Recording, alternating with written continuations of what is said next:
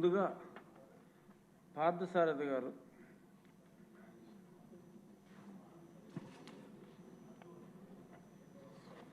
ధన్యవాదాలు అధ్యక్ష. ఈరోజు విద్యుత్ సవరణ బిల్లు మీద మాట్లాడే అవకాశం కల్పించినందుకు మీకు ధన్యవాదాలు తెలుపుతా ఉన్నాను. ఒక్కసారి మనం గత 5 సంవత్సరాల్లో జగన్మోహన్ రెడ్డి గారి పాలనలో విద్యుత్ గురించి వచ్చిన సమస్యల్ని మనం అర్థం చేసుకోవాలి అధ్యక్ష. ఒకప్పుడు రాష్ట్రం ఏర్పడిన తర్వాత, కొత్తగా రాష్ట్రం ఏర్పడిన తర్వాత 2014 నుంచి 19 వరకు కూడా చంద్రబాబు నాయుడు గారి నాయకత్వంలో ప్రభుత్వం మిగులు విద్యుత్తును తీసుకురాగలిగింది. అప్పటిదాకా ఇబ్బందులు పడుతున్న చిన్న రాష్ట్రాన్ని విద్యుత్ మిగులుతో రాష్ట్రంలో విద్యుత్ రంగంలో పురోగతి జరిగే దిశగా తీసుకురాగలిగింది. 2019లో జగన్మోహన్ రెడ్డి గారు అధికారంలోకి రాగానే అప్పటిదాకా చేసినటువంటి విద్యుత్ ఒప్పందాలన్నీ కూడా, ఏవైతే విద్యుత్ టారిఫ్ తగ్గించడానికి, ప్రజలకు కరెంటు బిల్లు తగ్గించడానికి వివిధ సంస్థలతో, అటు విండ్ ఎనర్జీ కానీ, గ్రీన్ ఎనర్జీ కానీ, లేదా సోలార్ ఎనర్జీ కానీ, వివిధ సంస్థలతో చేసుకున్న ఒప్పందాలన్నింటినీ కూడా రాత్రికి రాత్రి జగన్మోహన్ రెడ్డి ప్రభుత్వం రద్దు చేయడం వల్ల గందరగోళ వాతావరణం ఏర్పడింది. గందరగోళ వాతావరణం నుంచి తేరుకునే లోపలే ఎన్నో ఉపద్రవాలు జరిగినాయి అధ్యక్ష. మనకి అంతటితో ఊరుకోలేదు. ఈ కన్ఫ్యూజన్లో నుంచి బయటపడే లోపల రకరకాల సమస్యలు పెట్టి ప్రజల్ని ఇబ్బంది పెట్టే ప్రయత్నం చేశారు.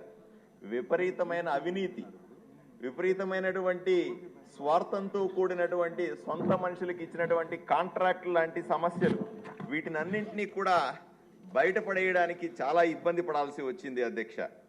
అంతెందుకు, అవినీతితో కూడుకుపోయినటువంటి విద్యుత్ శాఖ, అవినీతితో కూడుకున్నటువంటి జగన్మోహన్ రెడ్డి ప్రభుత్వం ప్రజల నడ్డి విరిచేందుకు 1 సారి కాదు, 2 సార్లు కాదు, 5 సార్లు విద్యుత్ ఛార్జీలు పెంచి ప్రజల్ని ఇబ్బంది పెట్టే ప్రయత్నం చేస్తుంది. 1000 రూపాయల కరెంటు బిల్లు వస్తున్న ఇంటికి 3 నుంచి 4,000 రూపాయల కరెంటు బిల్లు వచ్చే స్థాయికి చేరుకుందంటే ఎంత దారుణమో ఒకసారి అర్థం చేసుకోవాల్సిన అవసరం ఉంది. అంతెందుకు, ఇంతే కాదు, ట్రూ అప్ ఛార్జీలు అని ఎప్పుడో వినియోగించినటువంటి విద్యుత్ కూడా మళ్ళీ ప్రతి 3 నెలలకు ఒకసారి అడ్జస్ట్మెంట్ల పేరుతో ట్రూ అప్ ఛార్జీలు వేసి ప్రజల్ని ఇబ్బంది పెట్టే ప్రయత్నం చేసింది. ఏదో రకంగా సమస్యలు సృష్టించే ప్రయత్నం చేసింది. ఇవన్నిటికీ సరిపోతుంటే అప్పటిదాకా మిగులు విద్యుత్తు ఉన్నటువంటి రాష్ట్రం పూర్తిగా విద్యుత్ కొరతతో ఇబ్బంది పడే మొదలుపెట్టింది. అధిక ధరలకి ఎక్కువ డబ్బులు పెట్టి విద్యుత్తును బయట రాష్ట్రాల నుంచి బయట నుంచి కొనడం వల్ల డిస్కంలన్నీ, అంటే విద్యుత్తు సప్లై చేసేటువంటి సంస్థలన్నీ కూడా పూర్తిగా నష్టాల్లో కూరుకుపోవడం, తప్పనిసరి పరిస్థితుల్లో కరెంటు ఛార్జీలు పెంచాల్సి రావడం, తప్పనిసరి పరిస్థితుల్లో ఎక్కువ డబ్బులు పెట్టి ట్రూ అప్ ఛార్జీల పేరుతో ప్రజల నుంచి డబ్బులు తీసుకునే ప్రయత్నం మొదలైంది. ఈ రకంగా రాష్ట్ర ప్రజలు అల్లాడిపోయినారు అధ్యక్ష. అంతెందుకు అధ్యక్ష, రాష్ట్ర వ్యాప్తంగా మీరు ఇన్ఫ్రాస్ట్రక్చర్కి సంబంధించి, అంటే వసతులు, విద్యుత్ని ప్రాపర్గా సప్లై చేసే వసతుల విషయానికి వస్తే నేను ఒక ఎగ్జాంపుల్ చెప్తాను అధ్యక్ష. కర్నూలు జిల్లాలో 220 కేబీ సబ్స్టేషన్లు, అంటే ఈ సబ్స్టేషన్లు అవన్నీ కూడాను విద్యుత్ని రెగ్యులరైజ్ చేయడానికి లేదా ట్రాన్స్ఫార్మర్లకు వచ్చేటువంటి విద్యుత్తుని ఫ్లక్చుయేషన్స్ని తగ్గించడానికి ఉపయోగపడతాయి.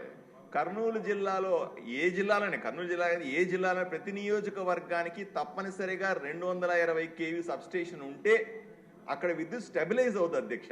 కానీ కర్నూలు జిల్లాలో జిల్లా మొత్తానికి కేవలం 2 సబ్స్టేషన్లు ఉన్నాయి.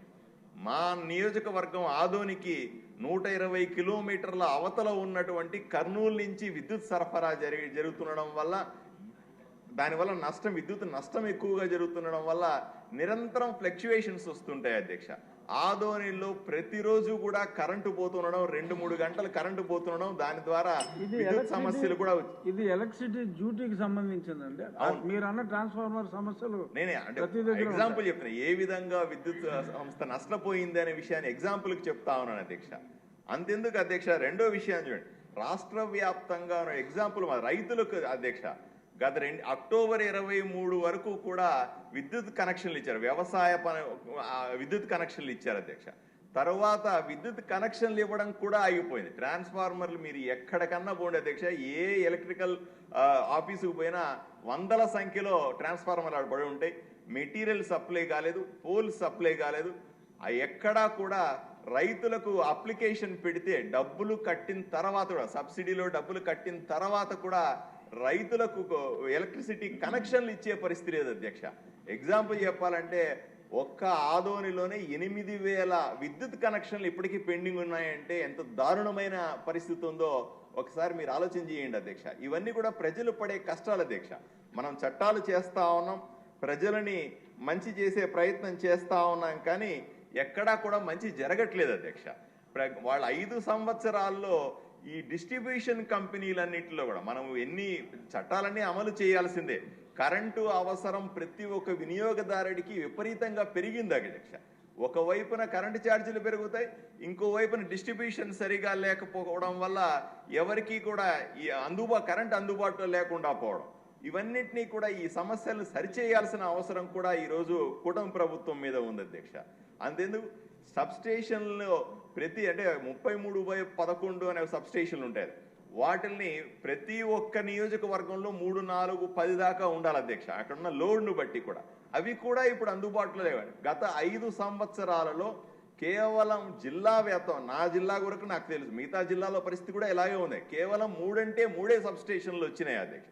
ఈ రకంగా పూర్తిగా విద్యుత్ శాఖని లేదా విద్యుత్ సంబంధించిన డిస్ట్రిబ్యూషన్ వ్యవస్థని పూర్తిగా రాష్ట్ర వ్యాప్తంగా నిర్వీర్యం చేసినటువంటి జగన్మోహన్ రెడ్డి ప్రభుత్వం పోయిన తర్వాత ఈ రోజు ఆ లోడ్ అంతా మన మీద పడతా ఉంది అధ్యక్ష. మనం దాన్ని సరిచేయాల్సిన అవసరం కూడా ఉందని మంత్రి గారికి చెప్తాను. నాకు నమ్మకం ఉంది అధ్యక్ష, రాబోయే 5 సంవత్సరాల్లో నష్టాల్లో ఉన్న డిస్కమ్లని లేదా నష్టాల్లో ఉన్నటువంటి డిస్ట్రిబ్యూషన్ నెట్వర్క్ అందరినీ కూడా లాభాల్లోకి తీసుకొచ్చి, అదే సందర్భంలో మన గ్రీన్ ఎనర్జీ అంటున్నాం, విండ్ ఎనర్జీ అంటున్నాం, సోలార్ ఎనర్జీ అంటున్నాం, వీటన్నింటినీ కూడా మళ్ళీ సంస్థల ద్వారా ఒప్పందాలు చేసుకుని ప్రజలకు అవసరమైనటువంటి కరెంటుని తక్కువ ఖర్చుతో ఇవ్వగలము. చంద్రబాబు నాయుడు గారి నాయకత్వంలో కూటమి ప్రభుత్వం తప్పనిసరిగా ఈ పని చేయగలదు అనే ఆశాభావంతో ఈ బిల్లుని నేను పూర్తిగా సమర్థిస్తున్నాను అధ్యక్ష. నమస్కారం. మాధవి రెడ్డి గారు.